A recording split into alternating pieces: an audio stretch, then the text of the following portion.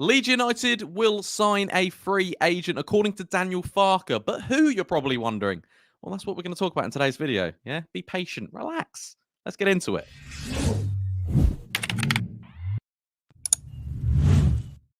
Alright guys, what's going on? My name is Ollie Ward. Welcome back to the Ollie Ward channel. Hope you've all had a fantastic Monday. Hope you've had a great day and you're ready for the latest Leeds United transfer news. Yes, we're talking transfer news outside the transfer window. Isn't life brilliant? Before we get into it, be sure to smash, let's go for 250 likes on this video, ladies and gentlemen, because why not? We're pushing the boat out a bit. Also, subscribe if you're new. We're on the road to 18,400 subscribers. Wouldn't that be nice to hit?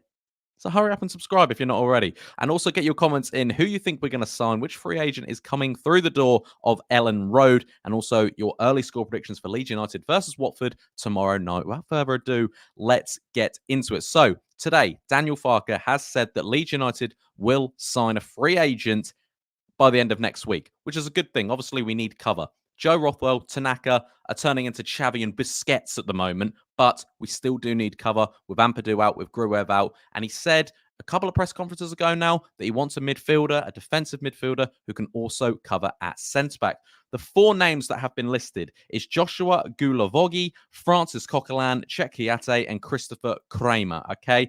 They've all been linked. There hasn't been necessarily like massive links. I mean, Graham Smith's kind of said that Kouyate was there, invited, and things like that. We're going to chat about a lot of them. But there's one that's kind of the key outlet that looks like it will be happening, which is a good thing. So we're firstly going to touch on Cheikhou Kouyate. Obviously, this is the first one that broke, and Leeds United and fans and myself thought this would be a brilliant signing. Apparently, he came to Ellen Road and failed his medical, and Leeds haven't gone in since. Okay, that got told by a bit of an insider from me, and it looks like that's pretty spot on, because when we only got asked Daniel Farke about Cheikhou Kouyate in the press conference, he kind of smirked like, oh, the media don't actually know what they're talking about.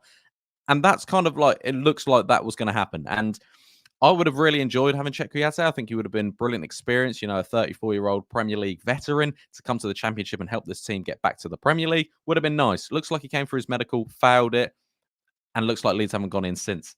Similarly, Cristopher Kramer was apparently invited for a trial. I don't know too much about this. They said it was a World Cup German star. This was according to Team Talk, Football Insider, all this stuff.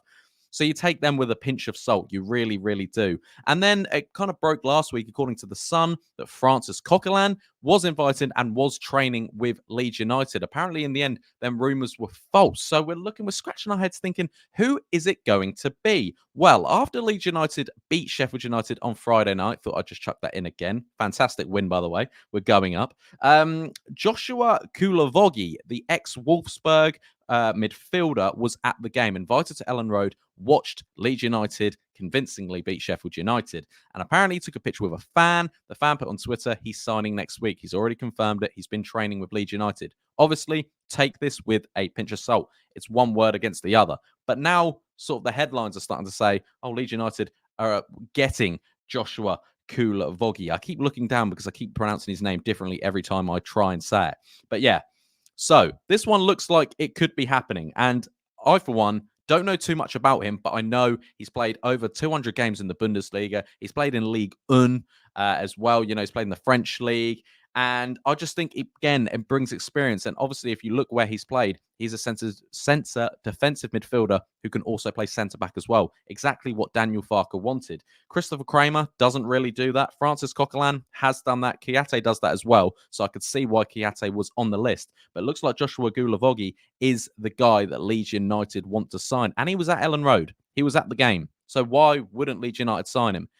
I think that's going to be the next signing. For me, like I said, what I always advise you guys to do in these transfer videos, go watch highlights yourself. I mean, I'd probably look good in the highlights package because obviously you pick your best bits. But if you want to see how he plays, just give him a watch. I've watched him. I've known him on FIFA. I know. Shows my lack of knowledge. And yeah, you know he's played for Wolfsburg, French international. And yeah, looks a very decent player. Okay, looks a good player for the Championship. And obviously people are saying, well, why do we need it now? Rothwell and Tanaka are playing the games of their lives, obviously, but you need a squad, okay? You know, the first 11 wins your games, a squad wins your leagues. I've said that for the last 2 years, and, you know, that didn't actually happen. We didn't win the league or go up, and we're still in the championship. But still, listen to my advice. Squad wins your leagues. He brings experience of, Germany. He's been out in France as well. I just think that this one is pretty much nailed on the head. He's a bit of a box-to-box midfielder as well, but like we said, can also play centre-back. And tall, quick. I like it. Obviously, there's a bit of age there, and a lot of people say he's a free agent, so he's not that good. People don't want him. That's not necessarily the case. It could be wage demands as well. Obviously, his contract ended at Wolfsburg. They didn't renew it, so we'll have to see what happens there. But if I was to put my money on them four, obviously it could be someone completely different. I would put my money on Josuha Guilavogui, that he will be the free agent signing that Leeds United make next week. What do you guys think? If you could pick out of Guilavogui, Coquelin, Kouyate, or Kramer, who would you pick? Let me know in the comments down below. Next up, we're talking Bamford leaving. This is according to Football Insider. He came out recently, Bamford, and said, when we got relegated, that he was going to leave, and then he turned it around or whatever. Basically, no one wanted him. But either way, it looks like as he is not in Daniel Farke's first team plans, he could be leaving Leeds United at the end of the season, which probably would make sense. But again, this is according to Football Insider, so take it with a pinch of salt. And Farke did say in his press conference today, Bamford is still very, very crucial to us, probably amid the links that he wants to move away. I don't know if I just personally think it's best for the club if we part ways with Bamford, and best for him and best for the club, because they've got Joseph starting ahead of him, Pirro starting ahead of him. Obviously, Bamford will be important this season, but I think depending on what league we are next year, I think it would be best for Leeds United and Bamford and the fan base to all just go their separate ways, which is fair enough. I don't know what you guys think. Let me know in the comments down below, but that's where I'm at. But that's according to Football Insider, that he wants to leave. Don't know if he's pushing for a move to leave. I just think it'll probably be a natural ending if he does leave in the summer. And I don't think too many of us, I don't know about you guys, would be too shocked if that did happen.